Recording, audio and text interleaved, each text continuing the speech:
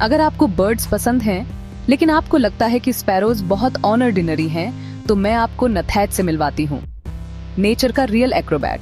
चलो शुरू करते हैं। नथैट छोटे बर्ड्स होते हैं जिनकी पर्सनैलिटी बड़ी होती है। उनका सीक्रेट मूव, वे पेड़ पर सिर के बल नीचे उतर सकते हैं, जो कि वुडपेकर्स भी नहीं कर सकते। अपने शार्प क्लॉज और मजबूत बीक से वे बार्क में छिपे इंसेक्ट्स को ढूंढते हैं। आप उन्हें फॉरेस्ट्स में देख सकते हैं, आप उन्हें गार्डन्स में देख सकते हैं और कभी-कभी अपने बैकयार्ड में भी देख सकते हैं। उनका नाम उनके नट्स को हैच करने की आदत से आया है, जिसमें वे उन्हें ट्री ट्रंक्स पर मारकर खोलते हैं। प्लस उनकी एक सुपर क्यूट कॉल होती है जो एक छोटे ट्रम्पेट जैसी लगती है।